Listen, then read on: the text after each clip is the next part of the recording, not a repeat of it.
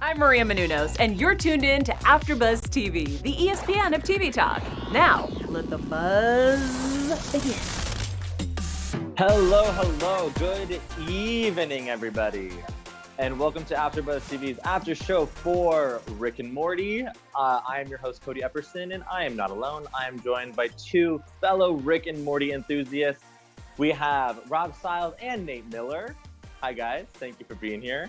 Yes, how you doing? How's everybody at home doing, watching this or listening to this? Right? How is everybody doing? I know my moods are like, oh, it's a roller coaster. It depends on the day at this point. Yes. But I'm feeling okay. Today's episode, so episode 8, the Vat of Acid episode. The word episode is in the episode title. This is a gnarly one, you guys. Yeah. It was funny. Yeah, please give me your overall thoughts. Nate, how did you feel about it? This is one of my favorite episodes of the season, maybe even the show. It's just so well done, and we've talked, with the last few episodes about how well written the show is, and this definitely shows it off. But it also really shows this episode in particular how good the animation is, and like the way that they are able to have these long montages with no dialogue. Just the expressiveness of these characters and the great scoring and musical choices, like the whole production package together is what makes this show so good, and this episode's a great example of that, and it was hilarious. I completely agree. How about you, Rob? Yes, very much indeed hilarious and fantastic animation. Surprised me because I'm used to seeing Rick and Morty presented a certain way, and we get to see something new here. And we also get to see for the first time Morty go off on this, journey of happiness, meeting a girl, the total dream for a kid his age, and just a crazy but beautiful story between Morty and the girl that he finds, plus a great story between Morty and Rick. Morty doubting the fantastic genius that Rick is, and Rick had to show him, what's going on, why he is that fantastic creative genius that he is. Exactly. It was like refreshing to see Morty be like, dude, like what, you're losing your edge, like what's going on? And then for Rick to be like, you know what, fine, man, I'll just do it. And then like teach Morty a lesson, but like not really teach him a lesson at the same time. It was just such a very fun but really in-depth irony.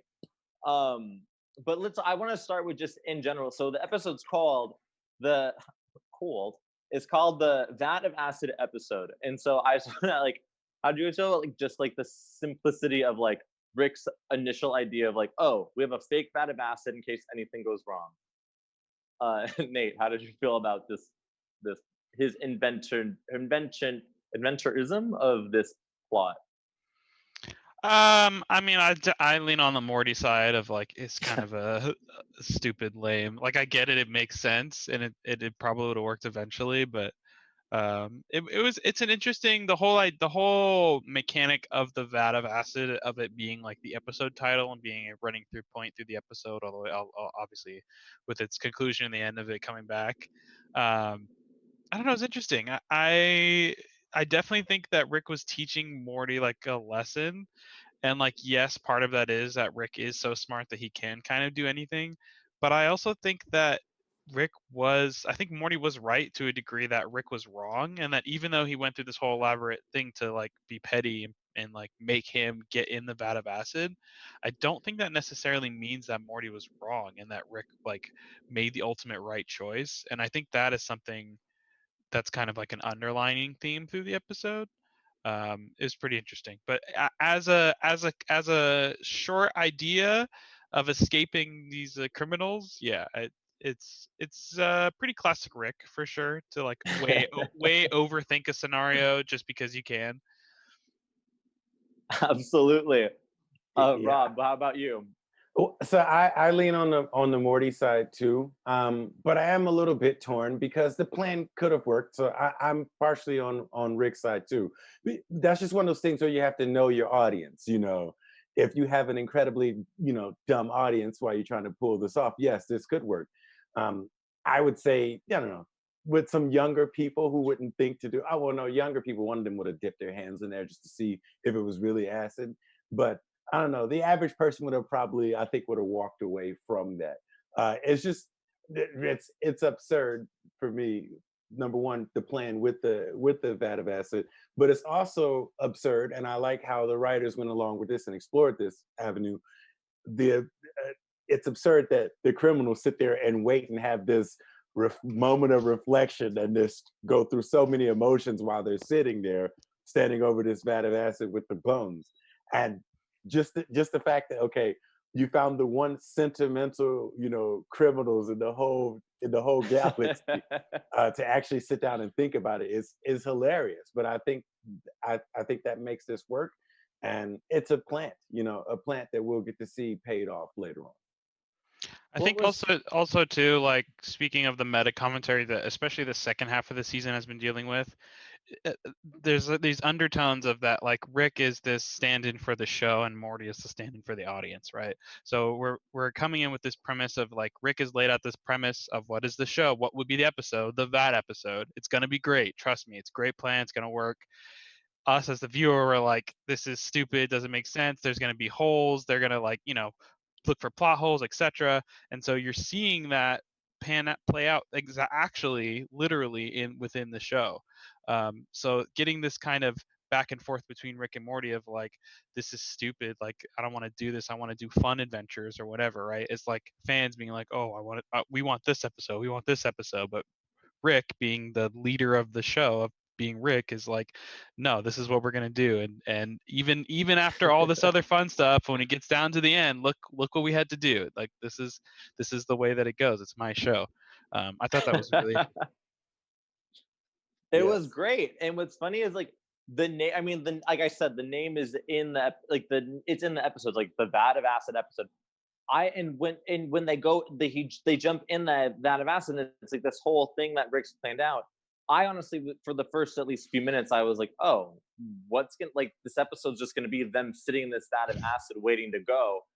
And because then we see the villains who are like, oh, I just want to, we're in the moment, I want to stay here and talk about it here. And I was like, oh man, like this is silly.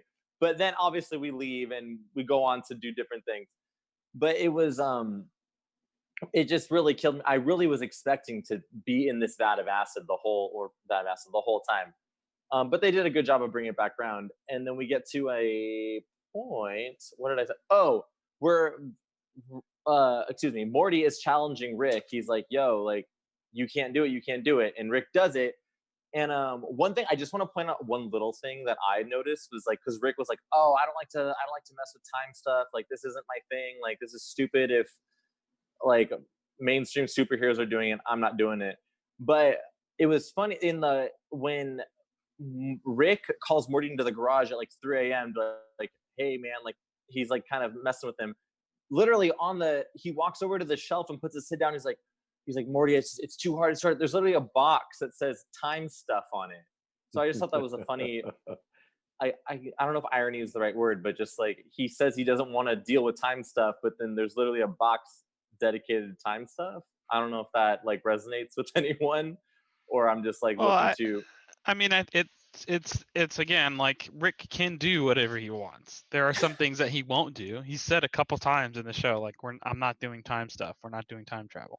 So this is just kind of reiterating what he's already said. And the box just speaks to him saying, I can do anything. It's not that I can't. It's that I won't, which is something he even says to Rick, or to Morty. And really interesting thing about that scene also, he references Ant-Man and the Wasp and their time machine.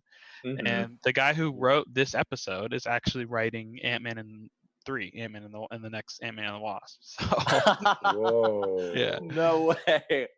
nice That's little hella funny. writer in joke. That's smooth. That's really smooth.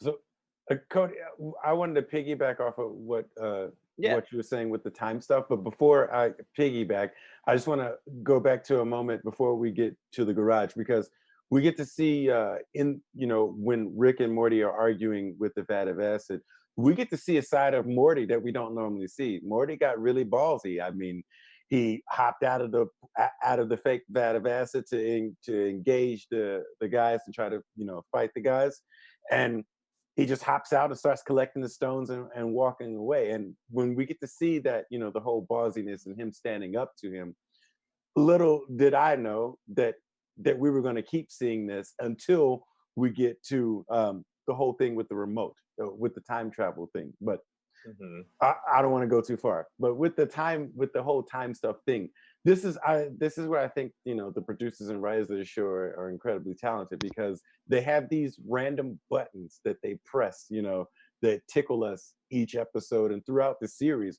of different things, that they keep bringing back these themes that either they're in your face or they're in the background somewhere, and you just notice them later on, like little Easter eggs. But with that scene in the garage, I do like that, because Morty is fighting or pushing back harder than he normally does. Rick could stop it at any moment, but Rick wants to let Morty get a little bit of that out, just so he can set him up for the lesson that he's going to teach him later on. Absolutely. I and would I love, you guys definitely see more Easter eggs than I do. So anytime like anything like that is like prevalent, please like inform me if I'm not being informative enough. But it's definitely, it was just so crazy to see the way this all just wrapped up, because like I said, one thing I wrote down is this whole like what Morty's like kind of fighting him on is like, what about, he leaves the garage, he's like, oh, there are no dumb ideas, and he's like, oh wait, but my ideas are dumb according to you. And so it's like, and then he eggs him on with the pause button or not pause button, excuse me, the save what would the word point. be? Save point. Thank you. The save point, because I know when I'm playing Pokemon, I save before every gym leader. When I'm playing Zelda, I save before every boss. And not because it's like, oh, if I don't like what's going on, I'm gonna exit, but because like I want to just save my progress. But in this instance, it's like I want to save to see what's going to happen next, and if I don't like it. And I just thought that was I've actually never thought of having a save point in real life. So Rob, please, like, how do you feel about the save point in life? Well, I like the contrast between the whole boldness of Morty and the weakness of him by wanting to use a save point. Because prior to this, you're doing all these ballsy things, living in the moment, not worried about it, but now you want to control the moment and the future moments. You want a backup plan for every scenario. And I think that's not just being like weak or scared, but being lazy. That's a very, it's a cool idea to Morty, but it's a very lazy and weak idea to Rick. Because yes, who wouldn't mind? Who would be scared of anything? What are the stakes for anybody who has a respawn, technically a respawn button that they can press and bring them back to their current progress in the game? Who has that? Yeah. How about you, Nate? Yeah, I mean it's like it's Click, right, or a multitude of other movies we've seen with the same tropes of having the risk is what makes things worth it, right? When you take those chances, and so having an undo button kind of undoes that, so to speak. So it's good that Morty learned this. I'm really intrigued because clearly Morty is getting more and more kind of disillusioned with Rick's Rickiness. The same stuff over and over again isn't really hitting for him. And so I'm curious to see where that's going to go. In this episode, we definitely saw a lot more of that, and in the end, it kind of wrapped around to the same spot. But especially after kind of being taught this lesson, so to speak, and then finding out that, like, even though he did learn a lesson, really it was more so about the pettiness. I'm curious to see how Morty's going to react to that. But yeah, very, very. I mean,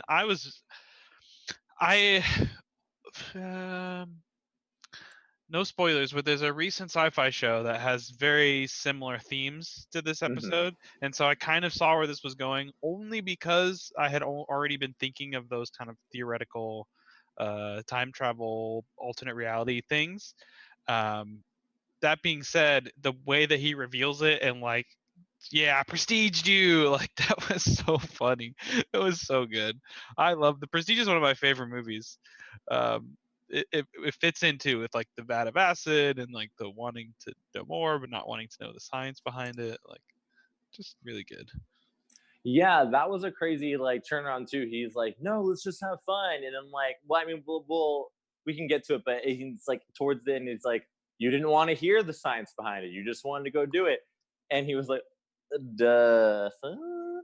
But the whole thing with I mean, I wanted to ask you guys like, would you, if you had the Sorry about if that. you no worries, it happens, we're all human. The if you had the power to, I wanted to ask like, if you guys had the power to like put the save point on life and do it, I feel like any of us would want to do that. Like, no, yes, is that like a silly question? I mean, if I had like a ton of stocks, yes, I would want that because I would love to go back in time, be either before something failed or before something hit. Right. So that's what I want. If like if I had a time machine and I could go back to, I don't know, before Microsoft was a thing, I would invest in that because. But would you do it knowing that you're not time traveling, you're dimension traveling, and that as soon as you valid. leave that current dimension, you die? Oh, yeah, I'd probably just stay in that current dimension. I mean, well, I'd rather win in that dimension. The more you know. But the argument is that's the argument for, they call it like quantum immortality. Basically, is the idea that even if you die in this dimension, in this reality, there is another reality where you still live. So theoretically you could live forever, but in this reality you're still dead, obviously, because that's how reality works.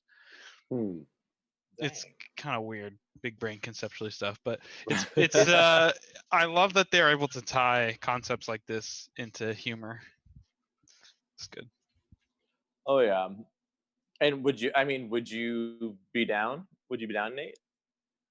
I mean, probably. There's a lot of factors to this question. Like, where does it come from? What do I have to do to get it? So I'm just gonna say no, and leave it. That's an interesting point. I'm gonna go a little off topic, but like, there's like, I don't know if you guys ever are into Adventure Time at all, but there's a point where he like goes into a different dimension. It's like the time room, and he can get any wish he wants. And the guy's like, yo, like, before you make your wish, just know, like, what if you want a massage? Where is this masseuse gonna come from? Am I gonna zap this guy from his dining room table to come massage you? Like, there are consequences to what you're doing. So that's an interesting. There's follow-up questions of just putting the save button on life.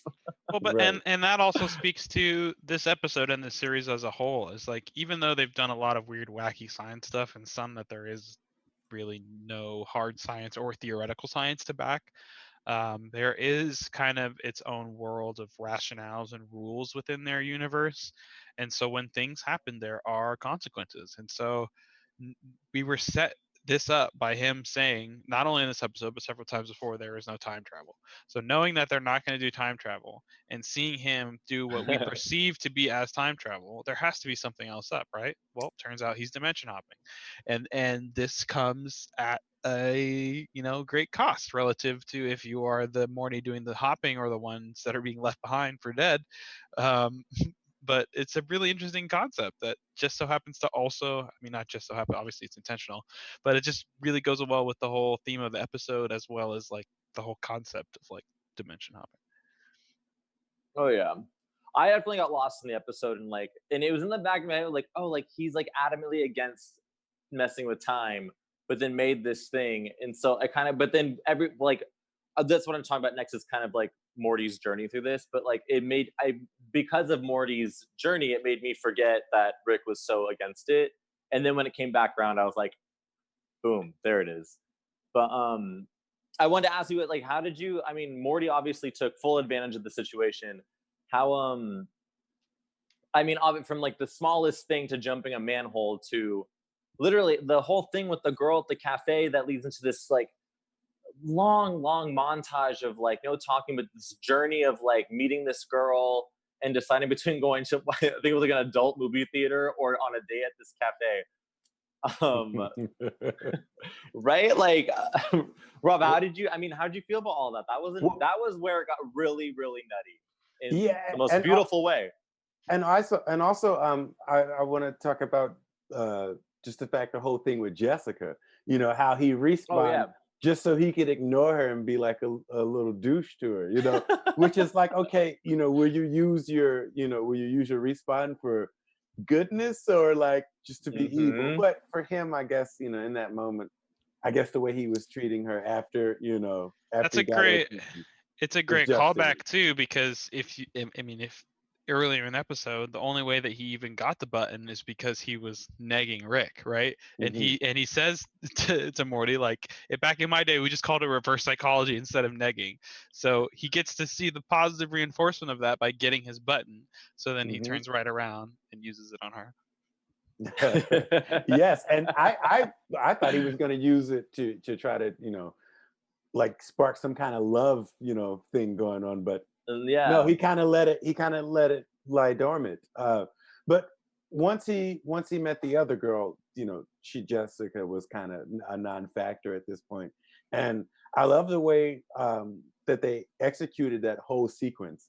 Especially, I love that song they used too. The way the old Eric Clapton song, the way that you use it. I love the way how they use that. Yes, it's on the nose, definitely on the nose. It was But at the perfect same though. It was time, perfect. they're telling a really cool story, and we get to see a whole another side. And honestly, that was for me, that was like a heartwarming moment. I'm like, oh damn, this is actually nice. I hope this works. And then in the end, for it not. But before we get to that, just how that whole sequence was pulled off was amazing, and I'd love to see more stuff like that because they're good at using music and montages on this series. Yeah, I am. It was so funny with all that because I was expecting for him to any minute just pull the trigger, like, oh, this date went bad. I'm gonna go jerk off at the movie theater. But then it just kept going, and then there's so many moments I was expecting it to be done, but he kept going. And Nate, how did you feel? I mean, how did you feel about the whole thing? Yeah, I agree. I mean, a fantastic montage. The music choice was excellent. Just this is again one of those episodes that just you're gonna have to watch it again and again because there's so many different things. Morty using the save point to go back while he's playing a video game, literally has save points. Oh man, was so good. There's so many good, like, really, Morty, this is what you're using it for moments. And then going into the montage with the girl, yeah, like, again, like, kudos to whoever did the score of this episode because that song choice was great. And Hmm. obviously the humor comes from knowing about the button and knowing that at some point the button is going to be pushed and it's going to be reset, and not knowing like when after each kind of like hiccup. And then them going all the way to the plane crash and him crawling back, and like I lost it when he pulled his glove off to get the phone and like his finger His like stuck to the frostbitten screen. Like, hand. oh my god, I was dying. It was hilarious. And then of course, who else but Jerry to Yes, fuck it all up after they made it all the way back after all of that. Oh Right? man. And then the joke right after that of the pepper spray, him saving at the Oh wrong my point. Oh god. man. That's hilarious, one, just in the context of the show. But being a big gamer nerd, there are 100 times I have accidentally saved in a bad position and I'm just yes. screwed. You go back to the save spot and it's like, no, I'm already falling. I'm just screwed. So that was very enjoyable. I hate that in the old Halos. Like you Yeah. respawn. Or in What? an auto checkpoint. And Why? Like why? Why? I don't understand. Like thrown so many controllers like over that. yeah, thrown, snapped. Oh dang. um, That was something that. Oh, sorry. Please go. no, I just want to. I wanted to I want piggyback. to hear what you have to say. I wanted to piggyback off of Nate too with Jerry. Always Yes, fucking up. that was gonna be Always up like next. if anybody would have done it, it had to be him. I mean, I can't believe it because he sees and the like once again with the animation, superior animation, cut to an open bag with a controller in it. Nobody's paying attention to the bag except for Jerry, and Jerry just has to pick it up and press it. But one thing that's really cool about this scene, when it happens, there's no thought with Jerry. Jerry just automatically picks it up. There was not even a thought. Yeah. It wasn't a moment like, shall I press it or not? No, it's just grab it, press it. And that's the fuck up that Jerry is continuing.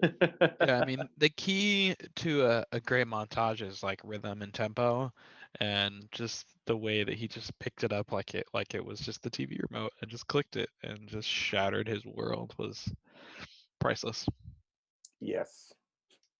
Yeah, that's the perfect way to put it. And it's just like, and that was what I was gonna get to next. Was just like, of course, we have Jerry, who like we all are like kind of rooting for, but then like he just can't catch a break.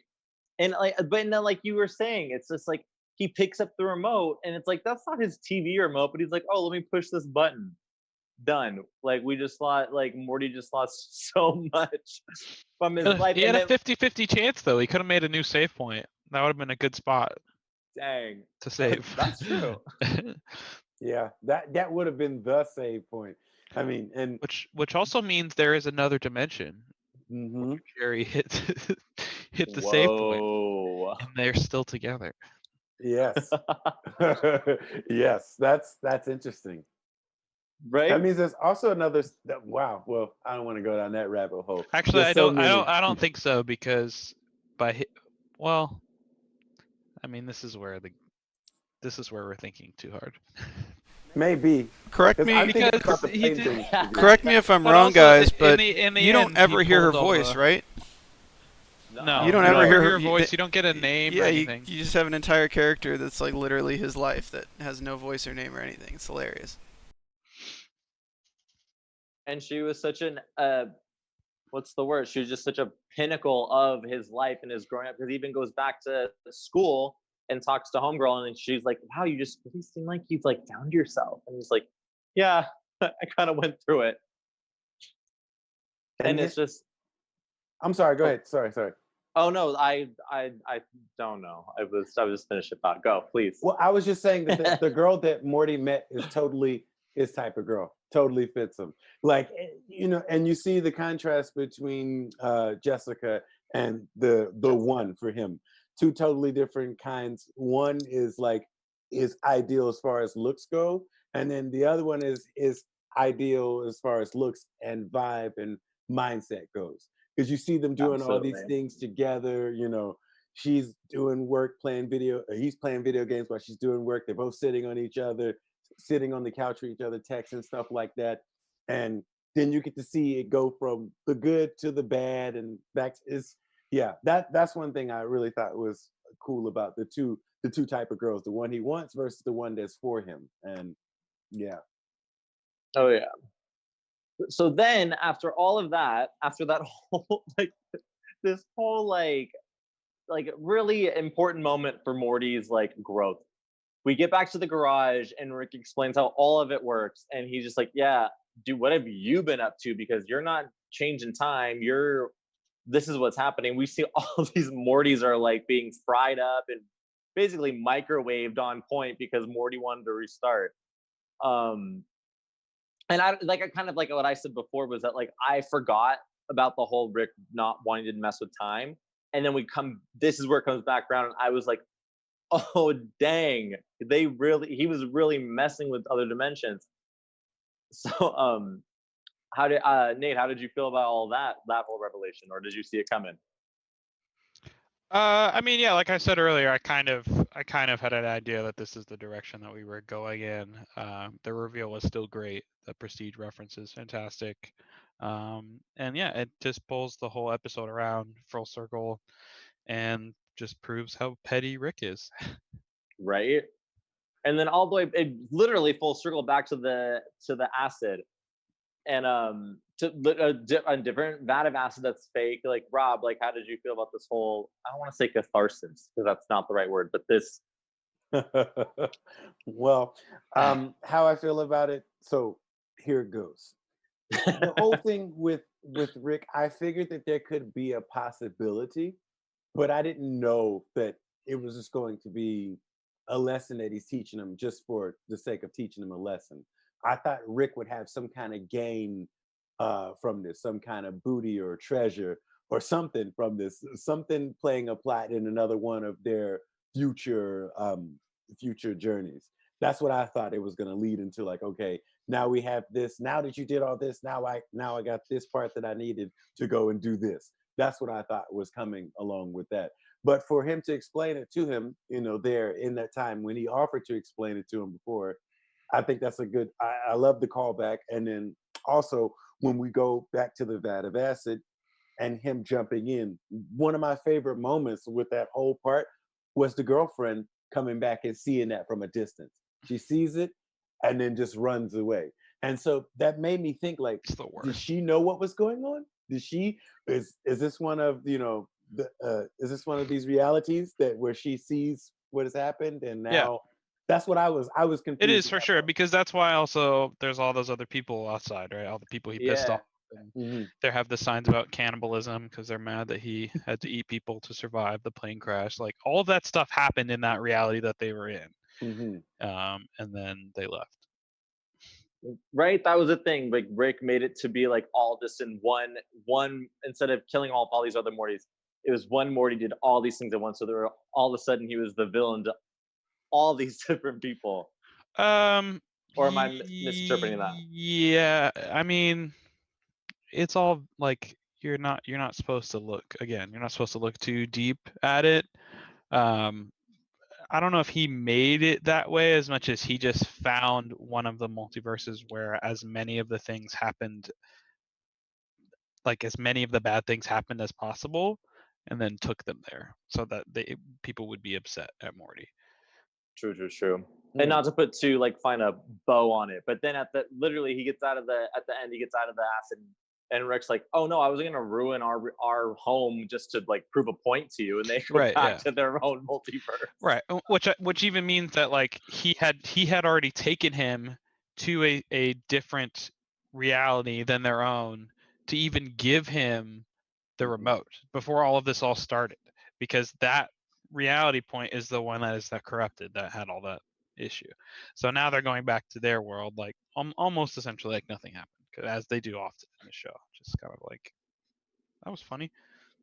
And that's an example of the genius of Rick, because I know you're going to screw this up royally and Yeah. do all these things. So let's take you in a whole nother reality so you can screw it up here. Yeah. And ours is safe. Doing a Uh, safe playground. Exactly, safe playground. And I also think that Jerry might have been a part of that too. You kind of want to keep that away from in a reality away from Jerry, because as we can see, Interesting. Jerry's gonna fuck up. I want to get a T-shirt that says that Jerry's going to fuck up. That's a good one. But I literally can sit here and speculate on like I'm very much I'm ready to like delve in and dive in and be like, what does this mean and what is that? But let's not, because I could. And excuse me, Rob, let's dive into our special segment. Yes. Once again, another episode of the AfterBuzz TV Rick and Morty trivia. I've been working on a prize for whoever gets the most points this season, and I think the prize might be a shirt that says "Jerry's gonna fuck up," like a hashtag "Jerry's gonna fuck up," and I'll give it to one of you guys, whoever I wins. can get on board with that. But we're gonna go ahead and jump into it. So this week I have 3 questions. Some of them are multiple choice, some of them are not. Some of them are worth 1 point, some of them are worth 3 points, and some of them are worth 5 points. And we're going to go ahead and get into it. And the first question for you guys is worth 1 point. All right? And I'm pretty sure somebody can get this. While recording episode 4 of season 3, what did Justin Roiland do to enhance the sound of his voice and velocity of his words? Excuse me, let me rephrase that question. While recording episode 4 of season 3, what did Justin Roiland do in the studio to enhance the sound of his voice and the velocity of his words? Nate. Go ahead, Nate. He got drunk. That's right. I knew it. So that's 1 point for you, Nate. Well, this episode, 1 point. And yes, and for those listening or watching, that actually happened. I thought it was like one of those Reddit jokes, and then I started researching. I'm like, oh, this really did happen, because Reddit, there's always some crazy stuff there. It's method acting. Yes. The next question is worth 3 points. So the creators of Rick and Morty, Justin Roiland and Dan Harmon, met at a blank. Now I'm going to give you a couple of choices, and I'll say it just again. The creators of Rick and Morty, Justin Roiland and Dan Harmon, met at a blank. And the choices are A, a bar, B, a film festival, C, a taco stand. Cody, Go ahead, Cody. I'm I'm gonna go with see a taco stand. That's super random. And Nate, you got a chance for the steal. The bar. And oh my goodness. Film festival. It was a film festival. That was worth 3 points. So next time, guys. Yeah, they actually met at a film festival that Dan Harmon created. It's a short film festival, and those two met there, and then hit it off. And now we have season 4 of Rick and Morty, part 2. Season 4, part 2. The next and last question, which is worth 5 points. And once again, there are choices for this one. And I think you guys got this for some reason. I feel it. I feel it in my bones. Question is, which episode of Rick and Morty holds the record for the highest amount of viewers when it aired? And I'll give you some choices.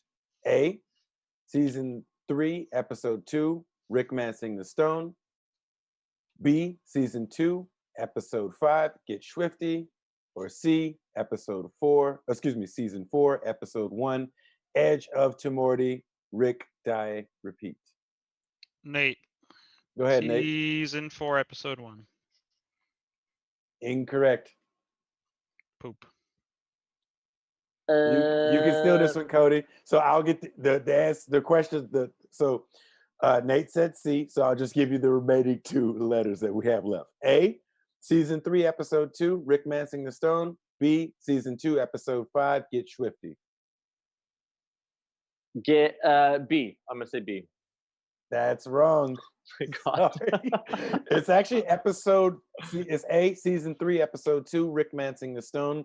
To this day, it holds the record for most viewers at the time of airing, which was 2.86 million viewers watched that episode of Rick Mansing the Stone. I thought it would have been Get Swifty. When I was thinking this up, I thought for sure it was Get Swifty, because Get Swifty was like, everybody knows the Get Swifty episode. I feel like there's so many references to that, and like even some of my friends who don't even watch Rick and Morty that much, they know Get Swifty. So I figured that one was like the number one. But when I like dived into it deeper, I'm like, oh, okay, Rick Mansing the Stone. I need to go back and watch that one to see why there were so many viewers of that particular episode. I mean, because it's not even the premiere episode of that season. So Yeah. either that episode was really good, or season 3, episode 1 was really that good, and they were ready to see what was going to happen. But yeah, that was my. That would make sense segment. too. Yeah, I definitely could see people waiting until after the first episode to hear if it's good or not and jumping on board. Right. I myself have been on board since I've seen the first 2 seconds of Rick and Morty. I was like, okay, I'm in. I was a yeah. late adopter for sure. Oh, really? Yeah, the wubba lubba dub dub vomiting stuff really Yes. bothered me for a while. I got over it, but at first I was like, what Yes. is going on? It's a I lot don't to remember when I digest hopped right on. out the blue. Sorry, Cody, go ahead. I'm sorry, I interrupted. Oh no, I was just saying I don't remember when I like got onto the Rick and Morty train. Like, I don't think I was too late, but I definitely wasn't like first one there. But Yeah. But before we head out, Nate, you had not like a lot, but you told us something very interesting before we started. What was that? Yeah, I mean, not necessarily Rick and Morty news, but related to Rick and Morty family. One of the creators, Dan Harmon, also responsible for the show Community. If you haven't seen it, go check it out. It's very, very funny. It's on Netflix now. But in order to support a charity for COVID relief, it is for World Central Kitchen and Frontline Foods. They raised $80,000. Community they got all the cast together to do a live Zoom kind of table read of one of the episodes. So it's really interesting. Dan Harmon is there. He narrates through the episode and they crack a lot of jokes. Walter Goggins was a guest feature on that episode, but he wasn't able to make it. So they actually got Pedro Pascal to come in and read his role. It's very funny to watch him struggle to not laugh reading some of these lines. But yeah, make sure you go check that out if you're a Community fan or if you just like Dan Harmon or you just like things that are funny. Heck yeah. I'm really bad at getting new shows, but I'll have to check that one out, which is so funny because it's like my job now is to be into new shows. But which is actually very good. It's pushing me to be into new shows. But before we check out, Rob, where can people find you outside of this panel? Yes, you guys can find me on Instagram. That's at Rob Stilo. That's ROBSTEELO. And if you're fans of The Masked Singer or White Lines, you can find me on the panels for those for AfterBuzz TV as well. Heck yeah. And what about you, Nate? Guys, you can find me everywhere at Dog Like Nate. Noise. And I am on Twitter at Cody_Epp and on Instagram as CodyEpp, CODYYEPP. Thank you all for listening. Thank you for watching. We appreciate it. We love you. We'll be back next week to talk about episode 9. And until then, bye.